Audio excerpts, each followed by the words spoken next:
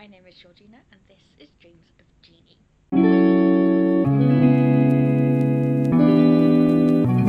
But today I wanted to talk about all the books that I read in January and February, which is quite a lot. I've had a pretty good start to the year book-wise, so let's not dilly-dally, let's just get right on into it. So I actually only read 3 physical books in January. A lot of Kindle reads, I had a lot from the library, some audiobooks, so utilising a lot of different places. But the first book that I actually finished in January was Echo Fort, which is book 2 in the Sins of the Zodiac series by the Twisted Sisters, Caroline Peckham and Suzanne Valenti. And I gave it 3 stars. I like this series. There's bits of it that I find slow. It hasn't grabbed me the way that some of their other series has. Like, I love Zodiac Academy. I love Ruthless Boys of the Zodiac. That's my favourite. And I love the Harlequin crew as well by them. And like, I want to enjoy Sins of the Zodiac more than I actually do. So book 1 in that series is Neverkeep.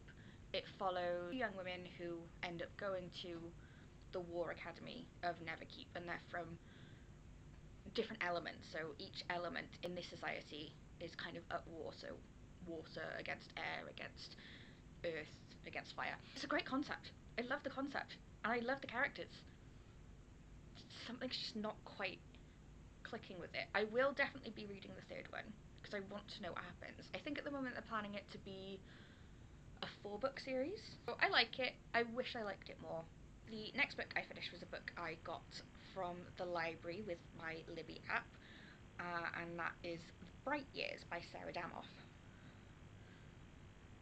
I feel like I have a controversial opinion because everyone that I've seen read this has loved it. Like Sarah Caroli, it was like her favourite book of last year.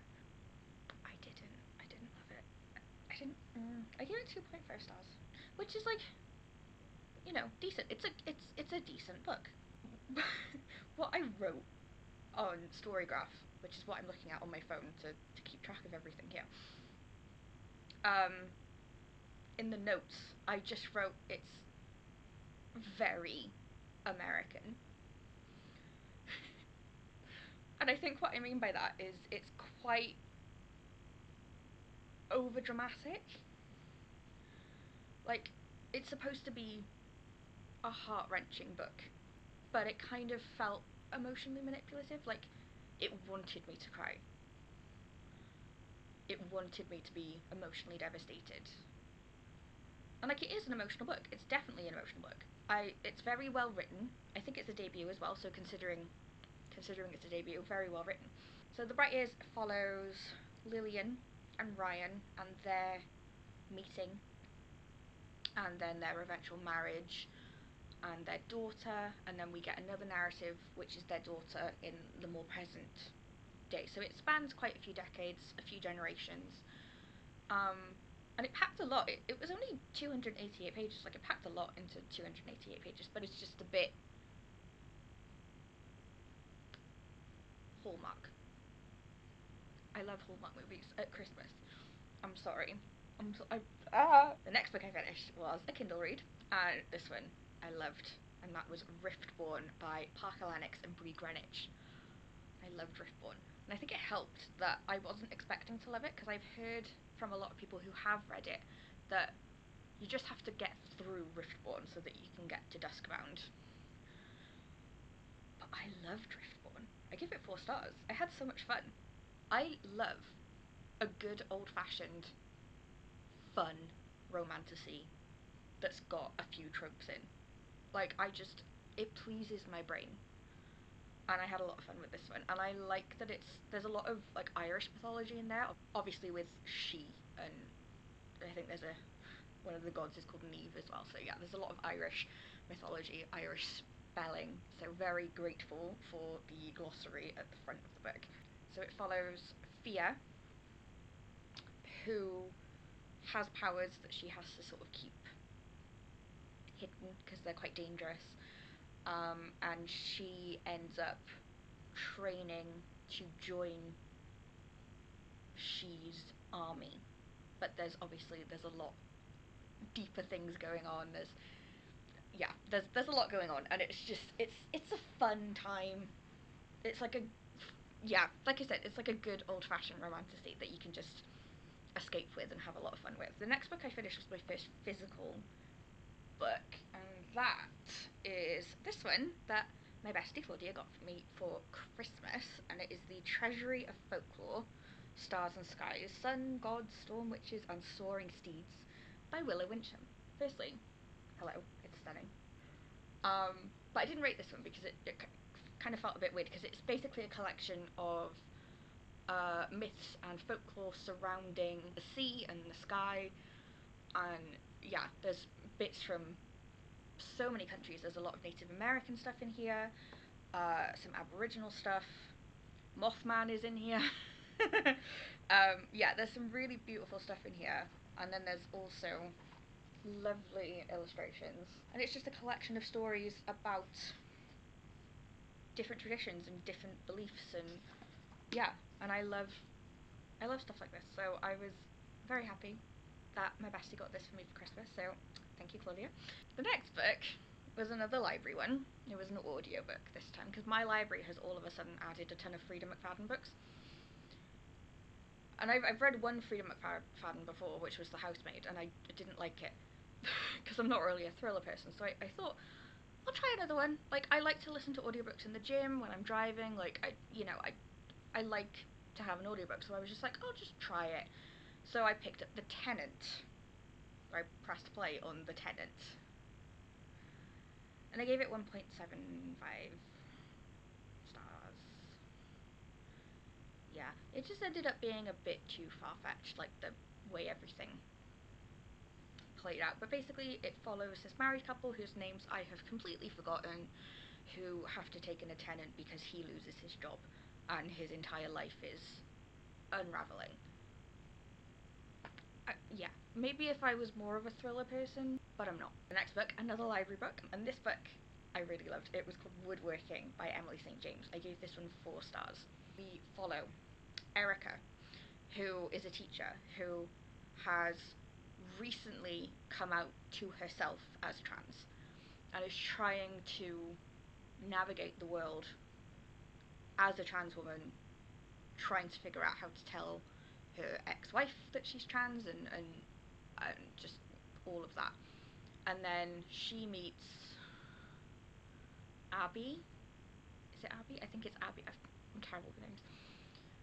Abby, who's a student, who is the only other trans person that Erica knows because they're in a very small town in America. And it's basically the story of how Abby, who is out and proud,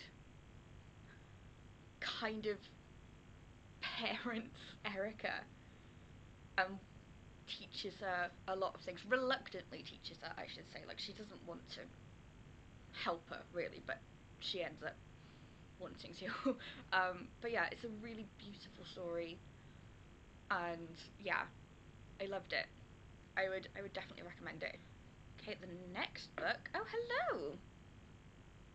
Hi, Susie. You're on camera. Say hi. She's 17, so she's very much she likes things a certain way. Look, say hi. Look, close up, close up. She's like, no, no, but she's so sweet. Okay, go on. That was nice. Thanks, Dick. Don't hit me with your tail.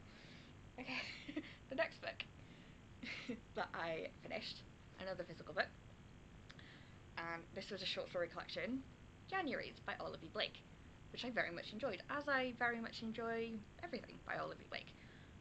Are you going to sneeze? I very much enjoy Olivia Blake's writing, and yeah, this is no different. I don't really know what to say. It's a short story collection, so I can't give you a plot because there's many plots. But if you like Olivia Blake's whimsical, ever so slightly pretentious,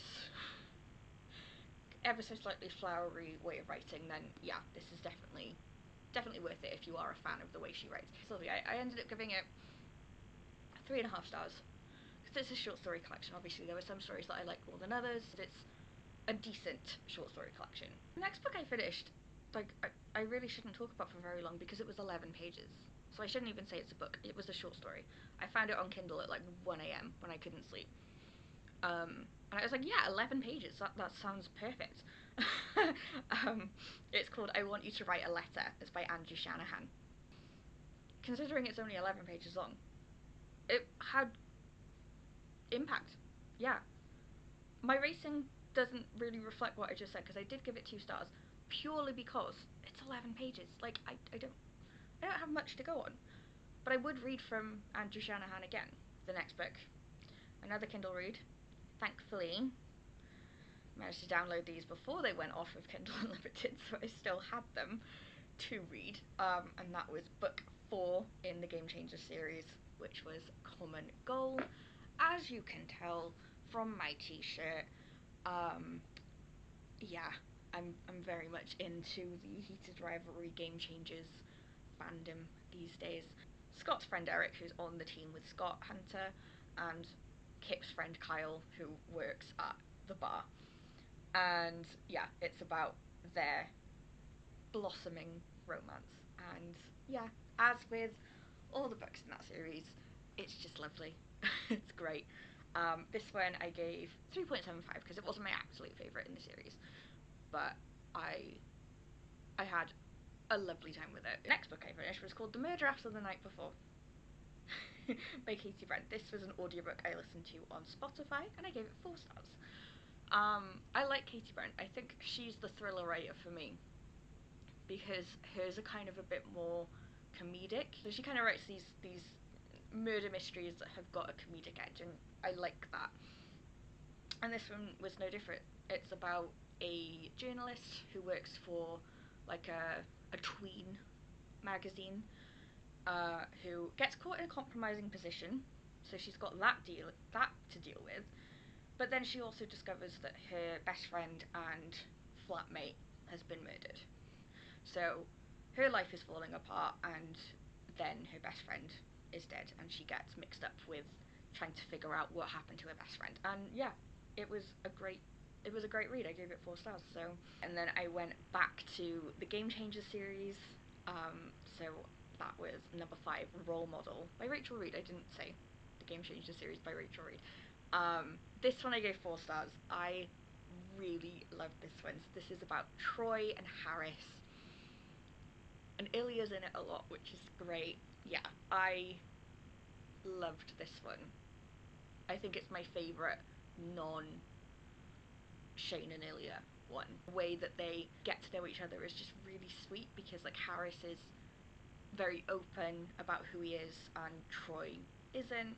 And yeah, the way that it's just so lovely. The way the Ottawa team pulls together for him is just so lovely. The next one I read was another short story, 24 pages, and it's a Heated Rivalry short story. It was in the back of my physical copy of Heated Rivalry, which arrived a few weeks ago, so obviously I read it. And that's My Dinner with Hayden, so it's Shane and Ilya hosting Hayden and his wife for dinner, and it's just a lovely time. I gave that 4 stars because it's Shane and Ilya. She's still here. So I'll just keep you in frame. My final physical book of the month was Half His Age by Jeanette McCurdy. So this was my one and only pre-order of the month. It was her debut fiction, and it's really interesting. There's a lot of interesting commentary, I think, about consumerism and wanting, and how this like endless spiral of wanting things can lead to bad real life situations, in terms of like, you know, adding to cart to disguise the sadness. Yeah, I understood that very well. But yeah, this follows Waldo, who is 17. She falls in love with her teacher, who is obviously a much older, unattractive man. There are some scenes in this that are quite gross is is the best term. I mean the cover's a little bit. I feel like it's meant to make you uncomfortable. I think that's the whole point. Is that the grossness is part of it. Like it's meant to make you uncomfortable. Like nothing about this is romanticized in the slightest. And I think for a debut fiction, I think it was really well done. I gave it, what did I give you? 3.75. So yeah, I would definitely be interested to see what Jeanette writes in the future. We're back to audiobooks. The Compound by Aisling Rule, which I've heard mixed things about, but I saw it was there, so I borrowed it as soon as I could. I gave that 3.75 as well. It was good. I think I enjoyed the beginning and the middle more than I enjoyed the end. The ending didn't quite land for me. Going back to some dark romance, because I am trying to read the Renaverse Royal Elite Book 3 Twisted Kingdom, which I gave 2.75, purely because it's quite cringy. And also, she's very insistent that it's written in British English, but then she's still using words like faucet and cell phone, and I'm like, that's not British English then, is it? Little things like that were annoying me. Some of the scenes were just a bit cringy, because it's like, are you not like 17? Like, why are you talking like that? Aiden, why are you talking like that? But yeah, it's about Aiden and Elsa. It's the last one in the trilogy, so obviously I'm not gonna tell you exactly what this one's about, but yeah, it's kind of an enemies to lovers. Like, he's very mean to her in the beginning, and it's for reasons relating to their childhood that get explored throughout the trilogy. Like, absolutely nothing wrong with it in dark romance terms. I just find it a bit cringy, but that's fine, because I still kind of had fun with it. Kind of. Like, I still want to read more Rena Kent. Then the final book that I read in January, back to Libby again for another audiobook, and that was Sea Scraper by Benjamin Wood. And this is another 4 stars, so no 5 stars for me in January, but I really enjoyed it. And it's really short. It was like only 5 and a bit hours. Yeah, 5 hours and 23 minutes. I loved it. I think if you're going to read this book, the audiobook is the way to go, because there's some folk songs in it, and the author himself narrates the book, and he sings, which I know that would normally cringe me out as well, but it really adds to it. We follow, again, I've forgotten his name because I forget everyone's name, but we follow this young man who is a sea scraper. I think it's set somewhere up north in England. It's a period piece, so I think it's set in like the 50s or the 60s. But yeah, we follow this young working class man who has dreams of being a folk singer, and one day he meets this man who says that he's a producer. He's thinking about making a film in the area, so he gets the sea scraper to show him the beaches and, you know, what he does basically. That's it. It doesn't get any larger than that. It's just a really lovingly told story about aspiration, and yeah, I had a really lovely time with it. Lovely is just the only word that I can think of. Like I said, listening to the audiobook was the right way to go. I don't think I would have enjoyed it half as much if I'd physically read it with my eyeballs, but listening to it really added this layer because of the folk songs that were in it. That's everything that I read in January. So that's 16. Yes, I know a few of them were short stories, but I'm still going to count them as separate because that's how Storygraphs counted them, so stick with that. Yeah, so let's move on now and talk about what I've read in February. It's a different day, obviously, because I am forgetful. But anyway, February. Here's everything that I read in February. So, the first book I finished was The Long Game by Rachel Reed. And obviously, it was incredible. It was 5 stars. It was everything I wanted. I cried numerous times. It's so deeply emotional and wonderful. It's pretty perfect, actually. Pretty perfect. So yeah, I am officially all caught up with the Game Changer series until, well, next year now. Unrivaled's been pushed back until like next June, right? That's that's a long time to wait for more Shane and Ilya, but I'll wait. They waited 10 years. I can wait one. I don't want to, but I will. The next book I finished was Duskbound by, let me get this right again, Bree Greenwich and Parker Lennox. So as you heard earlier, I read Riftborn. I really enjoyed it. Exactly the same with Duskbound. I really enjoyed it. This one I gave a 4.25. Again, it's a sequel, so can't really tell you too much, but it's a continuation. Picks up right after the end of Riftborn. And again, it's just a really solid romantasy series. Like, I'm really enjoying it. It's supposed to be a trilogy. Yeah, the Esperithian trilogy. So, no idea when the third book is coming out, but I am very much looking forward to it. The third book I finished was an audiobook, and it was Cursed Daughters by Oyenkin Braithwaite, which I gave 3.5 stars. I did like it. The narration was brilliant. It's a really kind of like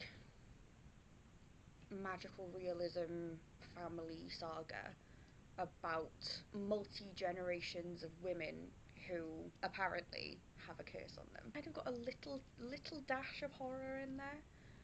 A bit of mystery. Yeah, there's a lot going on. And it's also, I think it follows like three different points of view as well, like different generations points of view. I did like it a lot. It took me a little while to get into it, which is why my rating's a little bit lower, but overall it is a really good story. I definitely would recommend giving it a listen. The next book I finished was a reread. The reason that I decided to do this reread now is because I'm currently doing my masters, and I had an assignment that needed me to do some critical reflection on authors who have inspired me, because I'm doing a master's in creative writing. Wuthering Heights is that book, obviously quite talked about in February because of the film, which I will not speak about. We'll just focus on the gift that Emily Bronte gave us, which this edition is the Penguin clothbound edition. But because I'm using it for an assignment, I have now tabbed the hell out of it. This has been one of my favourite books since I was a teenager. So it was wonderful to reread it, and obviously this time I'm rereading it in a purely critical sense, because I've also written so many notes as well for my assignment. And I enjoyed it so much more the second time as well. Like, I knew there were a lot of complexities in it, but obviously reading something when you're a teenager, you tend to focus on, I suppose, the dramatics of it. Whereas reading it now that I'm not a teenager, I definitely focus more on the dynamics and the intergenerational trauma. Just there's a lot. I'm not going to go into like everything, because I feel like everyone knows the story of Wuthering Heights by now, like the actual story. I mean, everyone knows Catherine and Heathcliff, but Wuthering Heights is so much more than their toxic relationship, because it is supposed to be toxic. And Isabella Linton, by the way, would not submit. She just wouldn't. You would not find her barking like a dog for anyone. It's classic literature at its finest. I adore Emily Bronte. Following on from my critical reflection of Emily Bronte and her writing, I also reread all of her poetry. Tabbed the hell out of this as well. Again, 5 stars, because it's Emily Bronte. I adore her. You can actually see, I think, quite a lot of the inspiration that she took and put in Wuthering Heights in her poetry.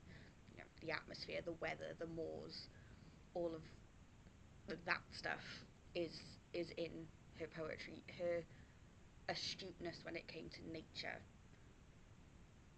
is very much in the poetry. It's a wonderful, wonderful collection. This is something completely different. The next book I finished was Eldrith Manor by Lee Rivers and Avina St. Graves. So, Cassie's here. Cassie. Eldritch Manor is a dark romance, obviously, because it's by Lee Rivers and Davina St. Graves. It was fine. It wasn't my favourite thing. I found it a little bit repetitive, which is why I only ended up giving it 2.75 stars. Like, I like the concept. So the concept is basically this girl who has to return to her former house, the Eldritch Manor, because her parents are in prison for fraud. There's a lot of stuff, but yeah, that's why she doesn't live in the house anymore. And her sister's dead. Not a spoiler. You find that out immediately. And she basically is trying to summon the spirit of her sister to talk to her. And instead of summoning her sister, she summons a demon who then kills her. Again, not a spoiler. That's literally what happens in the beginning. So then, yeah, she becomes a ghost, and he's a demon, and they're both trapped in Eldritch Manor. It just wasn't anything like super special, but it was fine. It was fun. And then I did it again. I listened to another Frida McFadden. Um, but this one works out a little bit better actually. So I listened to Never Lie, and I gave it 2.25 stars, which is my highest rated Frida McFadden to date. So I would count that as a win. I liked the story. The plot twist wasn't like, jaw on the floor shocking, but it was enough to make me go, oh, okay, yeah. It was a good mystery thriller.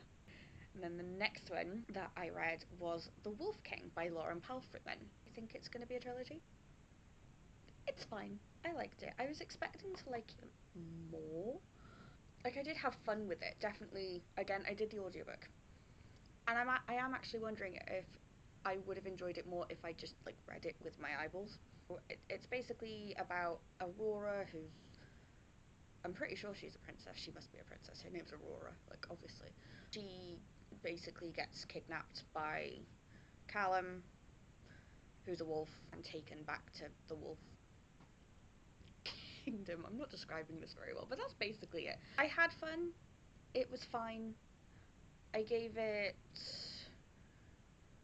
3.25 stars, but I do have a sneaky suspicion I would have enjoyed it more reading with my eyeballs instead of listening to it. The next book I finally finished the Tawny Man trilogy by Robin Hobb, so Fool's Fate. I've been working my way through the Realm of the Elderlings world for a couple of years now, and every time I've gotten to the last book in each trilogy, it's been a 5 stars. There's a high chance that this book's going to be a 5 stars, and it was indeed a 5 stars. I absolutely loved it. I loved it so much. Yes, Cassie, I did.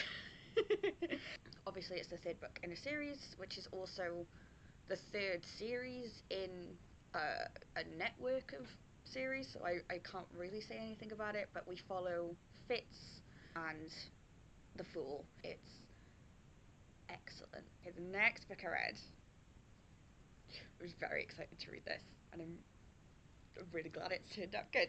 It was The Ascended by Parker Lennox and Bree Greenwich. I gave it 4.5 stars. I'm sounding a bit repetitive now, but I loved it. I really loved it. And I totally understand why they tell you it's best to read Riftborn and Duskbound before you jump into this, because even though they're separate series, there is a connection, and I think the impact of The Ascended would be lost on you if you hadn't have read Riftborn and Duskbound. We follow Theus and Thatcher, who are twins, who have powers. There's a whole pantheon of gods. There's trials. It's really brutal. Like, it's a great book. It's like 700 odd pages, so it had to be good, really, because... Cassie, what are you doing?